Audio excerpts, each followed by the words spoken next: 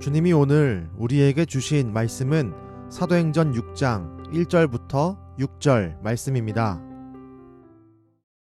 그때 제자가 더 많아졌는데 헬라파 유대인들이 자기의 과부들이 매일의 구제에 빠짐으로 히브리파 사람을 원망하니 12사도가 모든 제자를 불러 이르되, 우리가 하나님의 말씀을 제쳐놓고 접대를 일삼는 것이 마땅하지 아니하니, 형제들아, 너희 가운데서 성령과 지혜가 충만하여 칭찬받는 사람 7을 택하라.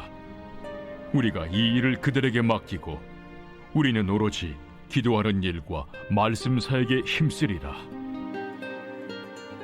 온 무리가 이 말을 기뻐하여 믿음과 성령이 충만한 사람 스데반과 또 빌립과 브루고로와 니가노르와 디몬과 바메나와 유대교에 입교했던 안디옥 사람 니골라를 택하여 사도들 앞에 세우니 사도들이 기도하고 그들에게 안수하니라. 사도들은 성전과 집에서 예루살렘 안팎에서 예수님의 메시아됨을 증언했습니다. 그 증언을 통해 많은 사람들이 예수님을 믿게 되었습니다. 성경은 그들을 제자라고 기록합니다. 아름다운 부흥의 일이 펼쳐지는 가운데 교회에 커다란 혼란이 생겼습니다. 당시 교회는 헬라파라 불리는 그리스 말을 하는 유대 사람과 히브리파라 불리는 히브리 말을 하는 유대인들이 섞여 있었습니다. 그런데 사람들에게 구제 음식을 나누어 주는 일에 대한 불평등 논란이 불거졌습니다. 헬라파 유대인들 출신의 과부들이 구제 음식을 나눔받지 못하거나 소홀히 여김을 받는 일이 발생했기 때문입니다. 행정을 담당하는 히브리파 유대인들에 의해서 지속적으로 헬라파 과부들이 돌봄을 받지 못한 것입니다. 교회의 하나됨이 깨지는 안타까운 일이었습니다. 사람들의 불만이 치솟았고 헬라파 유대인들과 히브리파 유대인들 사이가 냉랭해졌습니다. 사도들은 이 문제를 해결하기 위해서 자신들이 말씀과 기도에 전무하고 행정적인 일을 전적으로 맡을 사람을 뽑자고 제안합니다. 그리고 뽑힌 사람들이 우리가 알고 있는 7집사입니다.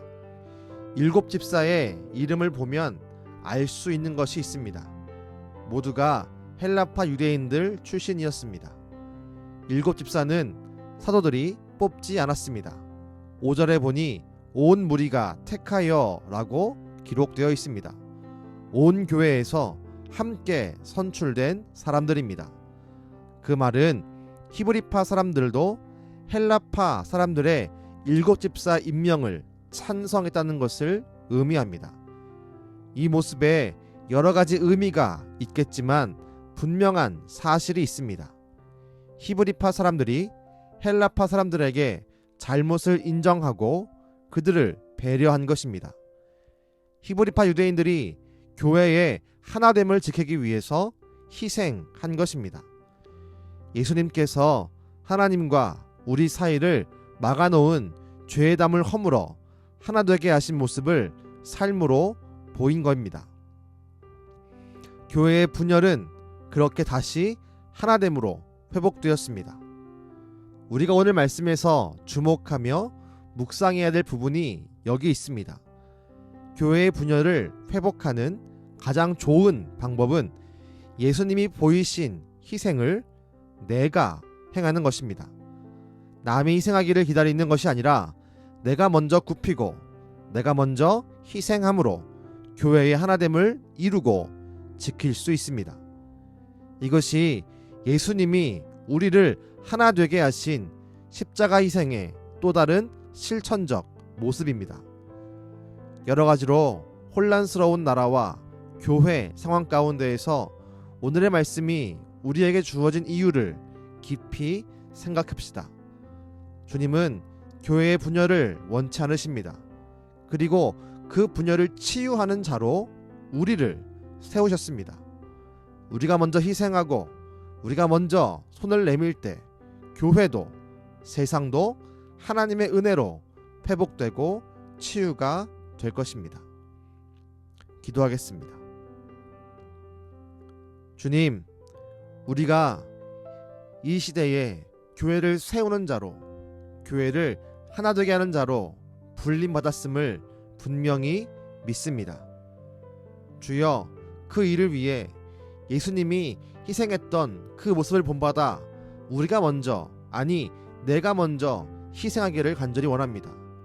주님, 우리 마음 가운데 희생의 마음을 부어주시고 나의 희생을 통해서 교회가 하나 되고 가정이 하나 되고 세상도 하나가 되는 놀라운 일을 이루어 주시옵소서. 우리가 희생의 모습을 보일 때에 놀라운 일을 행할 줄 믿으며 예수님의 이름으로 기도드렸습니다. 아멘.